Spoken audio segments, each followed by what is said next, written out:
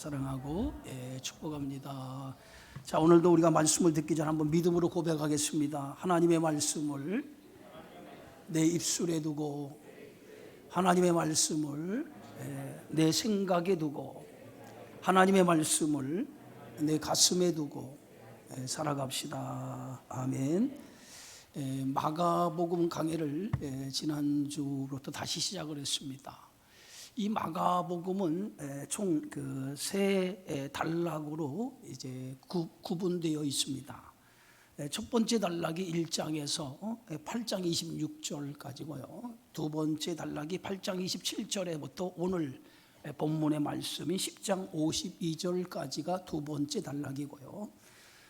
마지막 세 번째 단락이 이제 예루살렘에 입성하시고 십자가에 죽으시고 부활하신 사건 11장에서 16장까지가 마가복음의 세 단락의 마지막 부분입니다. 처음 1단락의 끝이 벳세다 맹인을 고치시는 장면이 1단락의 끝이 나지요. 예수님께서 그 맹인에게 침을 뱉으시고 안수하실 때에 그 맹인의 눈이 열려졌는데, 눈이 열려진 그 맹인에게 예수님께서 무엇이 보이느냐라고 물었을 때에 그 맹인이 나무 같은 것이 걸어가는 것이 보입니다 라고 이렇게 예수님 앞에 고백하죠. 눈이 열려졌는데 확실히 눈이 열려지지 않은 영적인 상태를 보여주고 있어요. 이제 두 번째, 오늘 예수님께서 이 여리고를 지나가시다가 한 맹인을 만나셔서 그를 고쳐주셨는데 그의 눈이 활짝 열리는 모습을 보게 되어지죠. 이것은 지금 장차 제자들의 눈이 이렇게 열릴 것이라고 하는 것을 미리 예수님께서 암시적으로 이 두 사람의 맹인의 눈이 열어가는 과정을 통해서 예수님에 대한 믿음을 어떻게 고백할 것인지에 대해서 예수님께서 보여주는 하나의 사건이라고 볼 수 있습니다. 복음서에 보면 유난히 앞을 보지 못하는 맹인에 대한 이야기가 많이 나오죠. 이 맹인에 대한 이야기는 단순히 앞을 보지 못하는 맹인을 얘기하는 것이 아니라 눈을 가지고 있어도 영적인 것을 바라보지 못하는 사람을 비유적으로 예수님께서 비유적으로 이 복음서에서 기록해 놓았다라고 하는 것이죠. 맹인에게는 두 종류가 있죠. 선천적인 맹인과 후천적인 맹인이 있어요. 태어날 때부터 앞을 보지 못하고 태어나는 사람, 그리고 후천적인 맹인은 사고나 다른 이유로 시력을 잃어서 보지 못하게 된 사람, 이렇게 후천적인 맹인이 있습니다. 눈이 있다라고 해서 다 보는 것은 아니죠. 눈을 가지고 있어도 볼 것을 보지 못하는 사람도 있습니다. 성경은 이런 사람을 영적인 맹인이다라고 이렇게 말하고 있어요. 예수님을 보고도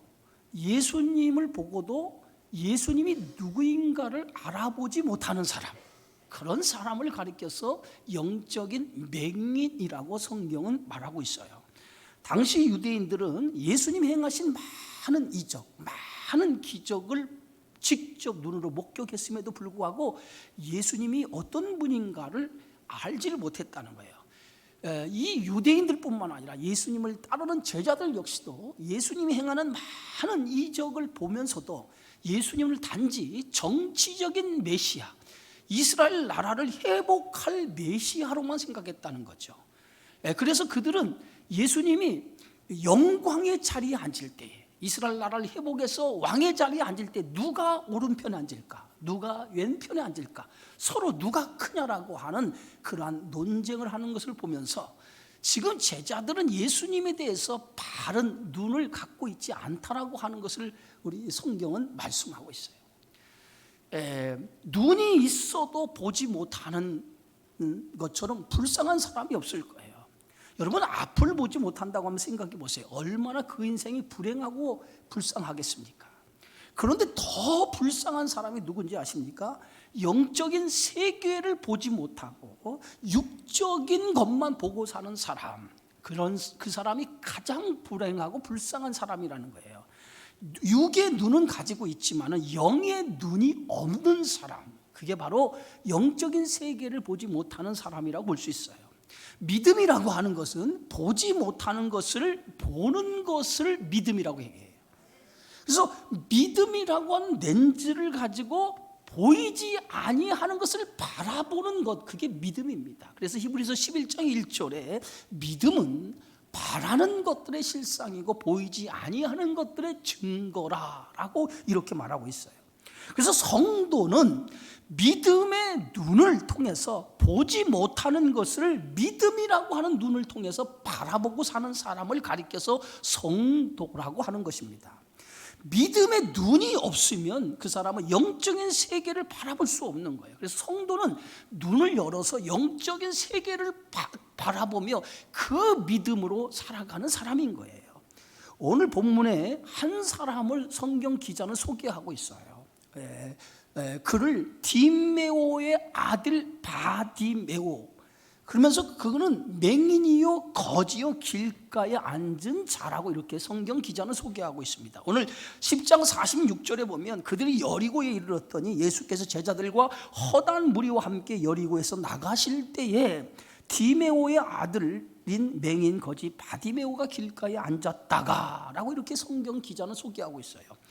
디메오의 아들인 바디메오라고 하는 사람이야. 실제 이 사람의 이름이 바디메오가 아니라 디메오의 아들인 바디메오라는 거예요. 다시 그래서 여기서 바라고 하는 것은 아들이라는 뜻이에요.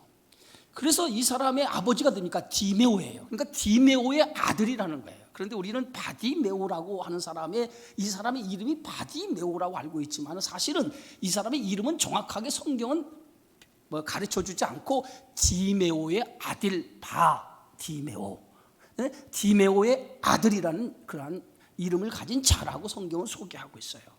자, 그런데 이 디메오의 아들, 이 사람이 어떤 사람이니까 맹인이라는 거예요. 그런데 이 사람은 맹인이면서 거지요 길가에 앉아있는 자라고 성경은 소개하고 있는데, 이 속에는 그의 현재의 모습이 어떤 모습인가를 성경 기자는 우리에게 가르쳐주고 있어요. 이 맹인이면서 거지면서 길가에 앉아있다라고 하는 것은 그 사람에 대한 소개인데, 가만히 이 소개를 들어보면 이 사람은 내일에 대한 아무런 소망이 없는 삶을 살아가고 있는 사람이라고 하는 거예요. 맹인이면서 거지고 길가에 앉아있다라고 하는 것은 내일의 소망이 없는 사람, 그저 하루하루 살아가는 것이 그의 삶의 전부인 것처럼 어떤 비전이나 소망 없이 살아가는 인생이라고 하는 것이죠. 그런 바디메오에게 그의 인생에 뜻하지 않은 일이 일어나게 되어지는데, 이제 예수님께서 제자들과 함께 예루살렘으로 올라가시기 위해서 여리고를 지나가시게 되었다는 거예요. 예루살렘에서 여리고까지는 24km 정도 되는 거리인데, 예루살렘의 위치는 높은 언덕에 있고 그 여리고까지 내리막입니다. 쭉 내리막으로 되어져 있는데, 예수님이 지금 여리고에서 예루살렘으로 올라가시는 거예요. 올라가시는 그 길목에, 이제 예루살렘 올라가시는 길목에 여리고를 지나가시는 거예요. 그런데 예수님이 지금 예루살렘에 올라가시는 이유가 어디에 있습니까? 마지막 십자가를 지기 위해서, 하나님의 뜻을 이루기 위해서 예루살렘에 올라가시는 거예요. 지금 예수님이 올라가신 이 시기가 언제냐? 유월절을 앞두고 있는 시기라는 거죠. 그래서 많은 그 유월절 절기, 명절을 지키기 위해서 많은 유대인들이 지금 유월절 명절을 지키기 위해서 예루살렘으로 올라가는 그 여정에 지금 예수님도 함께 이 여리고를 지나서 예루살렘에 올라가고 있었다는 거죠. 그때 예수님께서 여리고로 올라가는 과정 속에서 허다한 많은 무리와 함께 올라가시는데, 여기에 여리고라고 하는 이 지역에 바디메오라고 하는 사람이 길가에 앉았다가 나사렛 예수라고 하는 소리를 듣게 되어진다는 거예요. 여러분, 바디메오는 앞을 보지 못하는 맹인이었지만 귀로 예수님이, 나사렛 예수가 지나가신다는 소리를 듣는 순간에, 그는 앞을 보지 못했지만 나사렛 예수라고 하는 그 소리를 듣는 순간에 예수에 대한 소문을 이미 귀로 들었던 사람이에요. 그래서 나사렛 예수라고 하는 소식을 듣는 순간에 그의 귀가 번쩍였던 거예요. 여러분, 들음이라고 하는 것은 굉장히 중요하죠. 믿음은 언제나 들음에서 나기 때문에 들음은 굉장히 중요해요. 기생 라합의 믿음이 어디서 생겼습니까? 들음에서 생겼어요. 여리고 정탐을 위해서 2명의 정탐꾼들이 기생 라합의 집에 숨어들었을 때에 정탐꾼들의 정체가 탄로나자 이 기생 라합은 그 2명의 정탐꾼을 자기 집의 지붕에 3대 밑에 숨겨주었던 것을 보게 되어지죠. 정탐꾼을 숨겨준다고 하는 것은 자신의 생명에 위험을 당할 수 있는 일임에도 불구하고 정탐꾼의 생명을 그들이 보호해 줬어요. 이렇게 라합이 그들의 생명을 보호해 준 이유가 어디 있습니까? 오늘 여호수아 2장 9절에서 11절의 말씀은 오늘 라합이 그들을 숨겨진 이유에 대해서 이렇게 설명하고 있어요. 여호와께서 이 땅을 너희에게 주신 줄을 내가 아노라. 우리가 너희를 심히 두려워하고 이 땅 주민들이 다 너희 앞에서 간담이 농나니 이는 너희가 애굽에서 나올 때 여호와께서 너희 앞에서 홍해물을 마르게 하신 일과 너희가 요단 저쪽에 있는 아모리 사람의 2왕 시온과 옥에게 행한 일 곧 그들을 전멸시킨 일을 우리가 들었음이라. 우리가 듣자 곧 마음이 녹았고 너희로 말미암아 사람이 정신을 잃었나니 너희 하나님 여호와는 위로는 하늘에서도 아래로는 땅에서도 하나님이시니라. 라합이 이 정탐꾼들을 숨겨준 그 이유에 대해서 하나님이 행하신 일에 대해서 내가 들었다는 거예요. 그 하나님은 어떤 하나님이냐? 상천하지 하나님이라는 거예요. 전능하신 하나님이라요. 너희의 하나님이 이 땅을 너희에게 주시겠다고 약속했으면 그 하나님이 반드시 이 땅을 너희에게 주실 것을 내가 믿는다는 거예요. 그 믿음으로 라합이 그 2명의 정탐꾼을 건져준 거예요. 결국은 여리고가 정복되어질 때 라합의 그 믿음을 통해서 그의 온 가족이 구원을 받게 되어진 줄 믿습니다. 소경 바디메오도 길가에 앉아있다가 나사렛 예수시라고 하는 그 소리를 들었어요. 그 소리를 듣는 순간에 바디메오의 반응은 어떤 반응으로 나타났습니까? 그는 그 소리를 듣는 순간에 소리를 지르기 시작을 했어요. 오늘 성경 말씀에 보니까 오늘 마가복음 10장 47절에 보니까 나사렛 예수시란 말을 듣고 소리질러 이르되 다윗의 자손 예수여 나를 불쌍히 여기소서라고 이렇게 오늘 예수라고 하는 나사렛 예수라고 하는 소리를 듣는 순간에 이 바디메오가 소리를 지르기 시작합니다. 여러분 나사렛 예수라고 하는 이 말은 예수님의 출신을 얘기해요. 예수님은 나사렛에서 자라고 성장을 했어요. 그래서 예수님은 원래 예수라고 하는 이 예수 그건 이름을 가리키는 거죠. 당시 예수라고 하는 이름은 흔한 이름이에요. 흔한 이름, 굉장히 흔한 이름이에요. 그래서 여호수와 예수와 이게 같은 이름이에요. 그래서 예수, 우리나라 이름의 철수처럼 굉장히 흔한 이름이 예수라고 하는 이름이었어요. 그렇기 때문에 사람들이 예수 그러면 누군지를 잘 분간 못해. 예수라는 이름이 너무 많기 때문에. 그래서 그의 출신을 항상 앞에다 두고 어느 출신의 예수라고 이렇게 불렀던 거예요. 그런데 예수님은 출신이 어디예요? 나사렛에서 자라고 성장했기 때문에 항상 예수님 이름 앞에서는 나사렛 출신의 예수라고 하는 말이 붙여진 거예요. 그래서 나사렛 예수다라고 사람들이 불렀던 거예요. 그런데 이 나사렛이라고 하는 동네는 당시에 아주 이름 없는 작은 시골 동네입니다. 오늘날 보면 아주 시골 깡촌과 같은 동네고 아주 가난한 동네예요. 이런 가난한 동네의 출신이 예수님이거든요. 한 번은 빌립이 이제 그 나다네일이라고 하는 사람을 찾아가서 우리가 선지자가 기록한 메시아를 만났다라고 그렇게 얘기하니까 나다네일이 빌립의 말을 듣고 뭐라고 얘기하냐면 나사렛에서 무슨 선한 것이 날 수 있어라고 얘기한 기록이 오늘 요한복음 2장에 보면 기록이 되어져 있어요. 나사렛에서는 얼마나 작은 시골 동네인지 선한 것이 날 수 없다는 거예요. 메시아가 태어날 수 없는 곳이라고 이렇게 나다니엘이 직설적으로 얘기하는 것을 볼 수 있어요.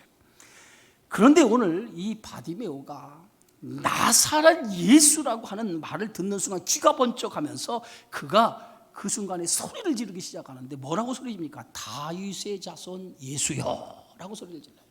다윗의 자손 예수여. 여러분 다윗의 자손 예수라고 하는 이 고백은 대단한 고백이에요. 베드로가 오늘 가이사랴 빌립보에서 예수님께서 사람들이 인자를 누구라고 부르냐라고 물었어요. 그리고 난 다음에 제자들을 향해서 너희는 내가 누구라고 생각하느냐라고 물었어요. 그때 베드로가 어떻게 고백하죠? 주는 그리스도시요 살아계신 하나님의 아들입니다 라고 이렇게 고백하죠. 이 고백이 바요나 시모나 내가 복이 있다고 했거든요. 바로 오늘 이 다윗의 자손 예수여라고 하는 이 고백은 바로 베드로가 고백한 고백과 동일한 고백이에요. 주는 그리스도입니다. 당신은 메시아입니다. 라고 하는 고백이었다는 거예요. 구약 성경에 보면 메시아는 다윗의 후손 가운데 오게 되어져 있어요. 그래서 바디메오는 나사렛 예수라고 하는 말을 듣는 순간에 그분은 바로 구약에서 예언한 메시아라고 하는 것을 직감적으로 생각했다는 거예요. 그럼 메시아가 오시면 어떻게 됩니까? 오늘 이사야 35장에 보면 메시아가 오면 일어난 현상에 대해서 성경은 이렇게 설계하고 있어요. 그때 맹인의 귀가 눈이 밝을 것이며 못 듣는 사람의 귀가 열릴 것이며 그때 저는 자는 사슴같이 뛸 것이며 말 못하는 자의 혀는 노래하리니 이는 광야에서 물이 솟겠고 사막에서 시내가 흐를 것입니다. 메시아가 나타나면 맹인의 눈이 열리고 못 듣는 사람의 귀가 열리고, 그 다음에 말 못하는 자의 입이 혀가 풀어진다는 거예요. 그게 메시아가 오면 일어나는 현상이라고 오늘 이사야 선지자는 미리 예언을 하고 있었어요. 소경 이 바디메오, 맹인 바디메오는 나사렛 예수라고 하는 말을 듣는 순간에 그가 메시아라고 하는 것을 직감하면서 그는 소리 높여서 부르짖죠. 다윗의 자손 예수여 나를 불쌍히 여겨주옵소서. 다윗의 자손 예수여 나를 불쌍히 여겨주소서. 이 바디메오가 예수를 향해서 부르짖기 시작합니다. 주변의 사람들이 이 바디메오의 부르짖음을 듣고 꾸짖어 잠잠하라고 그렇게 얘기하죠. 꾸짖어 잠잠하라고 얘기함에도 불구하고 오늘 이 바디메오는 거기 멈추지 않고 계속해서 주님을 향해서 나사렛 예수, 다윗의 자손 예수여 나를 불쌍히 여기달라고 계속해서 큰 소리로 반복적으로 부르짖어요. 오늘 성경 말씀 마가복음 10장 48절에 보니까 많은 사람이 꾸짖어 잠잠하라 하되 그가 더욱 크게 소리질러 이르되 다윗의 자손이 나를 불쌍히 여기소서 하는지라. 여러분 바디메오를 향해서 잠잠하라 라고 꾸짖는 것은 당시의 시대상을 얘기하는 거죠. 보호받아야 할 사람을 보호해 주지 못하고 귀찮아하고 멸시하고 천대하는 모습, 당시의 시대적인 상황이었다는 거예요. 그러나 맹인 바디메오는 거기에 굴하지 않고 계속해서 주님을 향해서 부르짖기 시작을 해요. 어찌 보면 바디메오에게 있어서 일생일대의 기회였는지도 몰라요. 자신의 운명을 변화시킬 수 있는 기회가 이 바디메오에게 찾아왔다라고 그는 생각했어요. 그래서 더욱 큰 소리로 예수님을 향해 부르짖자 예수님은 그 부르짖는 소리에 가던 발걸음을 멈추고 그를 부르라 라고 이렇게 말씀하시죠. 오늘 49절에 보니까 예수께서 머물러 서서 그를 부르라 하시니 그들이 그 맹인을 부르며 이르되 완심하고 일어나라 그가 너를 부르신다. 계속해서 부르짖는 그 부르짖음의 소리에 예수님이 들으신 거예요. 그런데 이 부르짖음 속에서 우리는 무엇을 발견할 수 있습니까? 오늘 하나님은 언제나 우리가 부르짖는 그 소리에 귀를 기울이시고 응답하시는 하나님이라고 하는 것을 오늘 이 바디메오의 부르짖음 속에서 우리에게 말씀하고 있어요. 오늘 예레미야 33장 3절에 보니까 너는 내게 부르짖으라 내가 내게 응답하겠고 내가 알지 못하는 크고 은밀한 일을 내게 보이리라.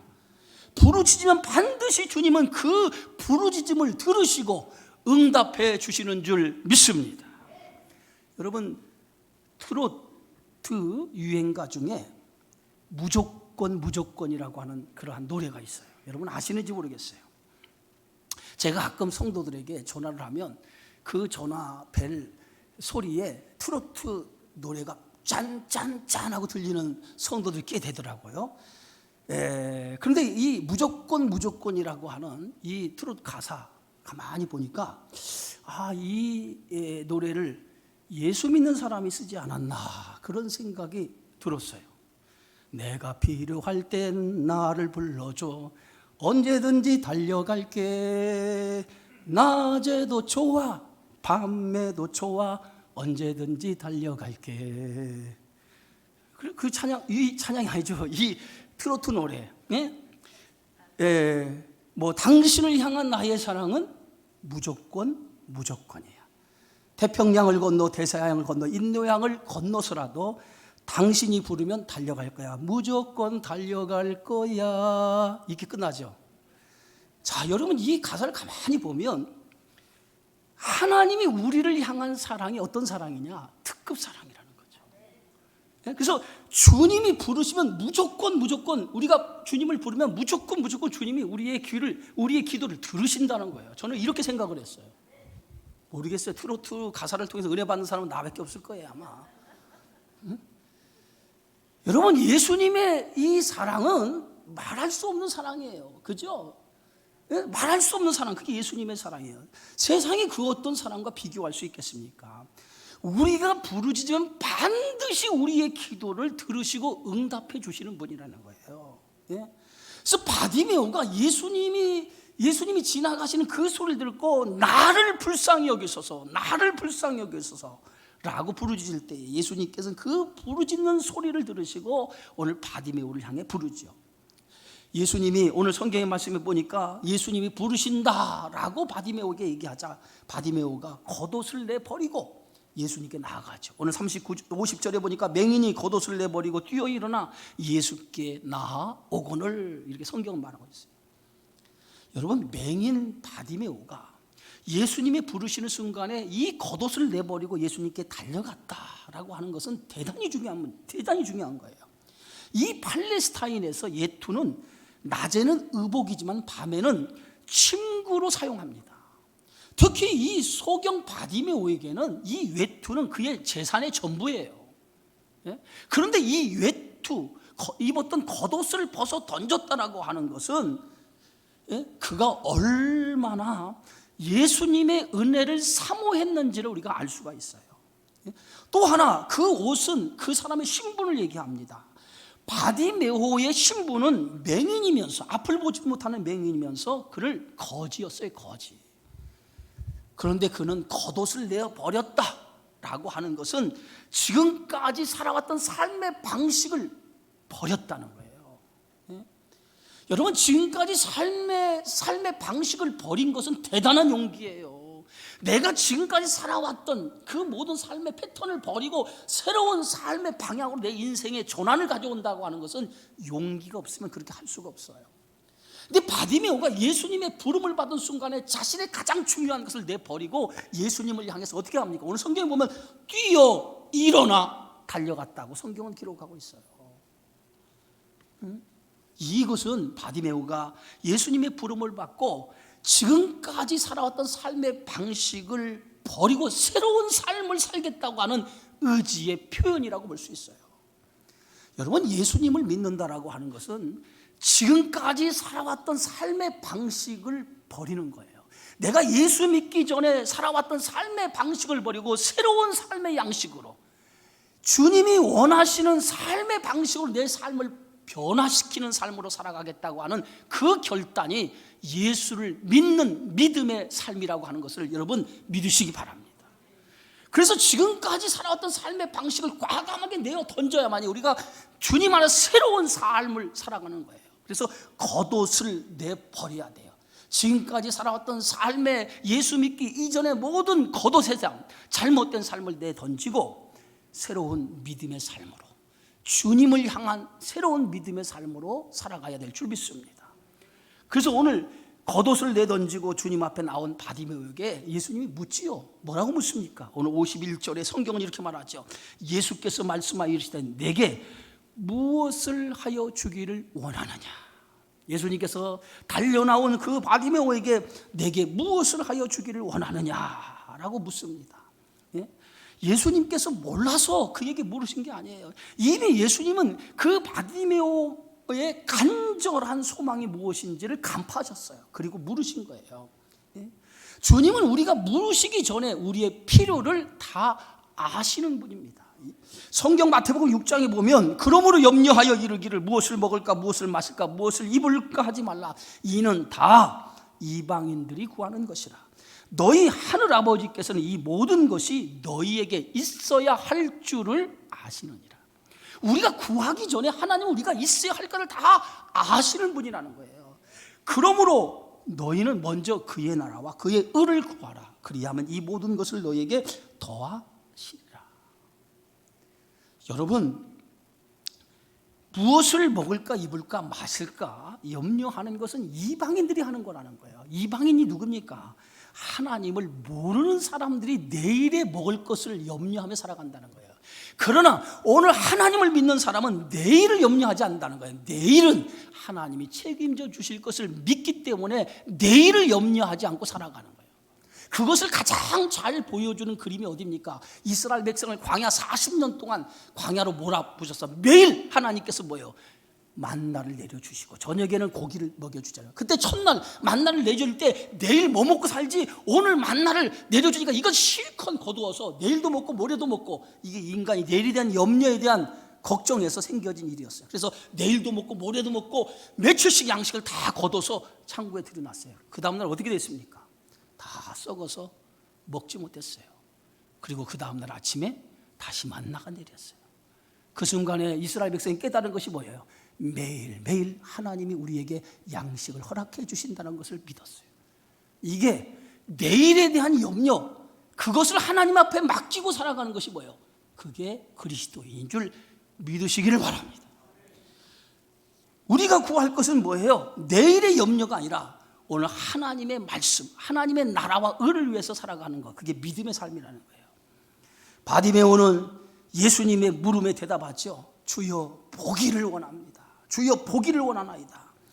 맹인 바디메오에게 가장 중요한 것이 뭡니까? 보는 거예요. 보는 거. 바디메오는 눈이 있어도 보지를 못했어요. 보기를 원한다라고 하는 것은 단순히 보기만을 원하는 게 아니에요. 새로운 삶에 대한 소망, 새로운 삶에 대한 열망, 그 열망을 담아서 예수님 앞에 내가 보기를 원합니다 라고 고백한 거예요. 봐야 하는데 보지 못하는 그러한 사람들이 있죠. 그래서 보지 못하기 때문에 삶의 소망 없이 살아가는 인생이 얼마나 많습니까? 바디메오는 주여 보기를 원합니다 라고 하는 이 고백으로 소망 없는 인생을 벗어나기를 원했어요. 내가 지금까지 거지로 이렇게 길가에 앉아서 살던 인생에서 벗어나 이제 새로운 소망 안에서 살아가는 인생이 되기를 간절히 소망했다는 거예요. 여러분, 보는 것은 대단히 중요하죠. 보는 순간 즉 그의 운명이 바뀌는 거예요. 이스라엘과 아람과 전쟁이 일어났어요. 그런데 이 아람의 계획이 다 들통이 납니다. 이 전쟁 중에서 그 아람이 이제 모든 전쟁의 계획을 세우면 이스라엘이 다 방비를 하는 거예요. 그래서 아람 왕이 신복들을 불러서 우리 중에 분명히 적과 내통하는 사람이 있다. 우리가 여기서 모든 전쟁의 준비를 다 하면 이것이 다 이스라엘 사람들이 알게 되어져서 전쟁을 방비하는데 틀림없이 우리 중에 적과 내통하는 사람이 있다 라고 이렇게 얘기를 해요. 그랬더니 그 왕의 신복 중 하나가 그것이 아니라 이스라엘 나라에 엘리사라고 하는 선지자가 있는데, 이 엘리사라고 하는 선지자는 왕이 침실에서 말한 것도 다 알 정도로 대단한 능력을 가진 사람입니다 라고 그렇게 얘기를 해요. 그랬더니 아람 왕이 그러면 그 엘리사를 잡아 죽이면 되지 않겠느냐라고 얘기해요. 그러면서 엘리사가 사는 그 곳이 어디냐? 도단성에 엘리사가 살고 있다고 하는 것을 알고 도단성에 아람 군대를 보내요. 그래서 밤에 엘리사가 사는 그 도단성을 그 아람 군대가 겹겹이 에워싸기 시작을 합니다. 자, 아침이 되었어요. 그 엘리사의 종이 아침에 일어나서 이 도단성을 딱 내려다보는데 이 도단성 아래에 겹겹이 아람 군대가 에워싸 있는 것을 보게 된 거예요. 깜짝 놀라서 엘리사의 그 종이 그 엘리사에게 달려가서 큰일 났습니다. 지금 밤새 아람 군대가 우리 이 도단성을 겹겹이 에워싸고 있습니다 라고 그렇게 얘기하니까 엘리사가 그 종에게 이렇게 합니다. 아람 군대만 보이더냐라고 물어요. 그랬더니 아람 군대만 겹겹이 에워싸는 것을 보았습니다. 그러니까 엘리사가 그 종을 위해서 기도해요.